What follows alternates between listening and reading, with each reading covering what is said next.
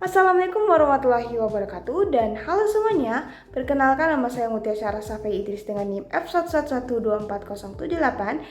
Kali ini kelompok kami akan memaparkan hasil pengamatan kami mengenai pada jalan Merpati hingga Jalan Lagarutu seperti yang terlihat di belakang ini dengan panjang 1017 meter atau setara dengan 1 km dan kami memilih 16 titik di mana ada 12 patok dan 3 tikungan. Kali ini kami memilihnya secara sembarangan. Kami di sini hanya ingin memaparkan secara kasarnya bagaimana kondisi dari lingkungan pada Jalan Merpati hingga Jalan Lagarutu tersebut. Selanjutnya saya akan menjelaskan survei alinyamen vertikal dan horizontal berdasarkan dengan lokasi yang kami dapatkan melalui dari Google Earth, tepatnya dari Jalan Merpati sampai Jalan Lagarutu, Tanah Modindi, Kecamatan Mantikulore, Sulawesi Tengah.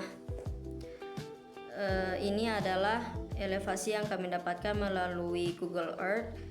Salah satu contohnya pada titik A memiliki elevasi 61,12 meter dan P1 yaitu 61,48 dan juga P3 memiliki elevasi 69,08. Nilai-nilai tersebut dapat Anda lihat pada layar yang tertera di atas. Juga nilai-nilai elevasi tersebut kami dapatkan menggunakan aplikasi Google Earth. Berikutnya adalah jarak antar patok seperti yang Anda lihat.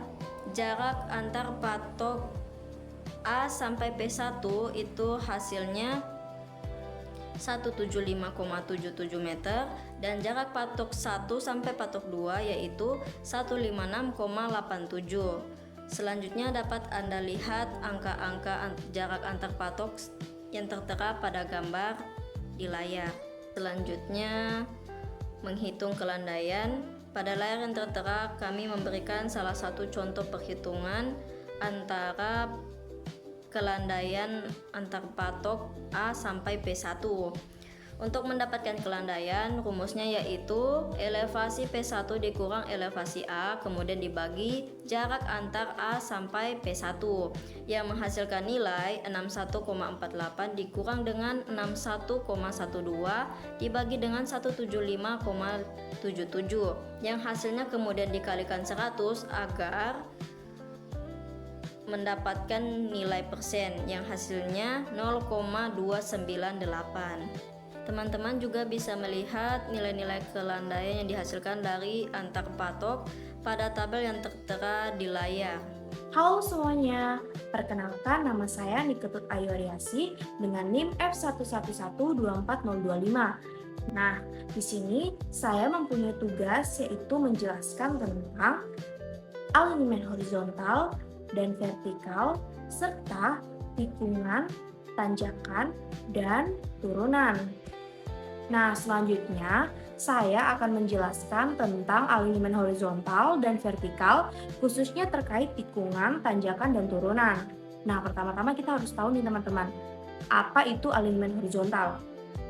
Nah, alinyemen horizontal itu merupakan gambaran trase jalan dari atas. Pada bagian ini, elemen yang ditentukan adalah tikungan yang berfungsi untuk mengatur perubahan arah jalan agar tetap aman dan nyaman bagi pengguna jalan. Dalam perencanaannya, tikungan harus mempertimbangkan beberapa faktor seperti kecepatan rencana, jari-jari tikungan, serta kondisi medan sehingga kendaraan dapat berbelok dengan stabil. Nah, sementara itu, alinyemen vertikal itu merupakan gambaran jalan jika dilihat dari samping. Pada alinyemen ini ditentukan tanjakan dan turunan yang menunjukkan perubahan elevasi sepanjang jalan. Nah, penentuan tanjakan dan turunan harus memperhatikan nilai kelandaian agar kendaraan tetap mampu melaju dengan baik serta menjaga keselamatan pengguna jalan. Nah, selain itu, perubahan dari tanjakan ke turunan tidak dilakukan secara tiba-tiba, melainkan menggunakan lengkung vertikal dan memberikan transisi yang halus. Seperti misalnya, ketika kita sudah mendekati tikungan, jalan itu tidak boleh langsung naik atau langsung turun begitu. Jadi kita harus membuat dia datar dulu, baru pembelokan atau tikungan agar tetap aman bagi pengguna jalan.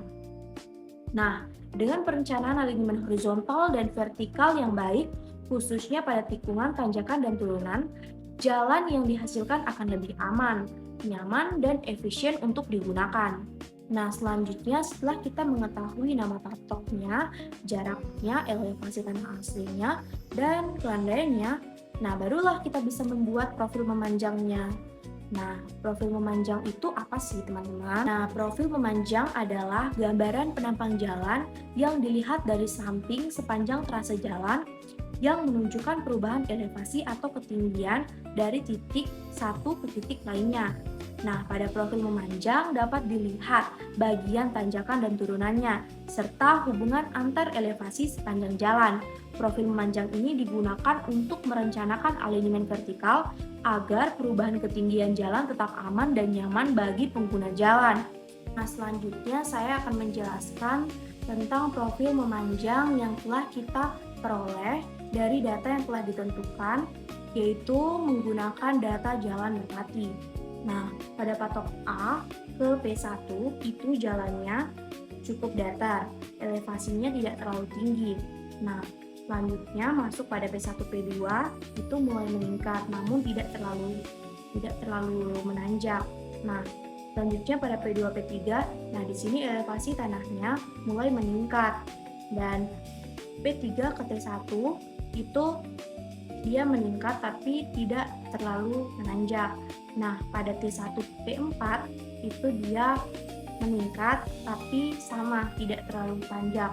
Nah, pada P4 P5 dia mengalami penurunan elevasinya.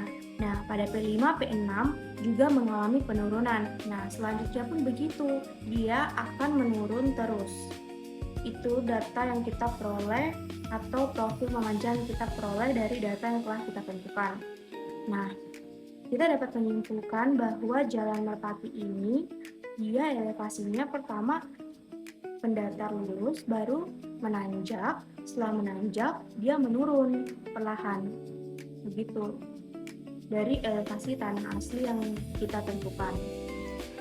Baik, setelah mendengarkan penjelasan mengenai apa yang dimaksud dengan alignment horizontal dan vertikal, kali ini saya akan menyampaikan secara rinci dari hasil pengamatan kami pada Jalan Lagarutu dan Jalan Merpati, di mana dalam perencanaan jalan, alignment horizontal dan vertikal memiliki peran penting dalam menentukan kenyamanan dan keselamatan penggunaan jalan. Pada ruas Jalan Merpati, jalan sampai Jalan Lagarutu di Palu, Sulawesi Tengah, kondisi existing masih menunjukkan beberapa permasalahan yang berkaitan langsung dengan kedua aspek tersebut, di mana dari sisi alignment horizontal itu terdapat beberapa tikungan yang memiliki tingkat kelandaian yang cukup tinggi, namun tidak diimbangi dengan lebar jalan yang memadai. Hal ini menyebabkan kendaraan, terutama saat berpapasan, mengalami kesulitan dalam bermanuver, sehingga berpotensi menimbulkan kemacetan khususnya pada waktu sibuk pagi dan sore hari. Sementara itu, dari sisi alignment vertikal, kondisi tanjakan dan turunan pada ruas ini juga belum direncanakan secara optimal. Perubahan elevasi yang cukup signifikan ditambah dengan kondisi permukaan jalan yang rusak dan berlubang membuat kendaraan sulit mempertahankan kestabilan, terutama saat melewati tanjakan maupun turunan. Selain itu, sistem drainase yang kurang baik turut memperburuk kondisi jalan tersebut, di mana air yang menggenang dapat mempercepat kerusakan perkerasan sehingga memperparah ketidakrataan permukaan jalan dan mengganggu kenyamanan berkendara. Baik, berdasarkan pernyataan tadi kami bisa memberikan beberapa saran dari permasalahan alignment horizontal dan vertikal pada jalan Merpati hingga Jalan Lagarutu atau sebaliknya. Tetapi kami juga mengingat bahwa jalan tersebut memiliki jalan yang paling sering dilewati oleh orang-orang. Jadi kami tidak bisa melakukan suatu saran yang dilakukannya secara menyeluruh sehingga menyebabkan jalan tersebut ditutup dan lain sebagainya. Tetapi kami bisa melakukannya secara bertahap dengan jangka pendek, yang dimana perbaikan difokuskan pada peningkatan keselamatan dan kenyamanan penggunaan jalan tersebut. Dari sisi alignment horizontal dapat dilakukan dengan memasang marka jalan serta kaca cembung traffic mirror pada tikungan dengan jarak pandang terbatas, terutama pada area yang menanjak, Selain itu, peraturan lalu lintas pada jam sibuk juga dapat membantu mengurangi kemacetan. Dari sisi alignment vertikal, perbaikan dapat difokuskan pada kondisi permukaan jalan seperti penambalan lubang.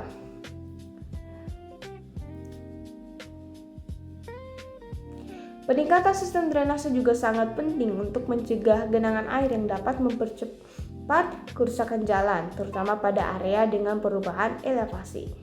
Sementara itu, untuk jangka panjang, perbaikan alignment horizontal dapat dilakukan melalui pelebaran jalan dan penyesuaian radius tikungan agar kendaraan dapat bermanuver lebih aman.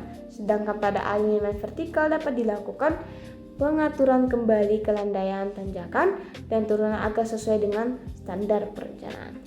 Sekian dari kami, mohon maaf jika ada kesalahan. Wabillahi taufiq wal hidayah. Wassalamualaikum warahmatullahi wabarakatuh. Siap.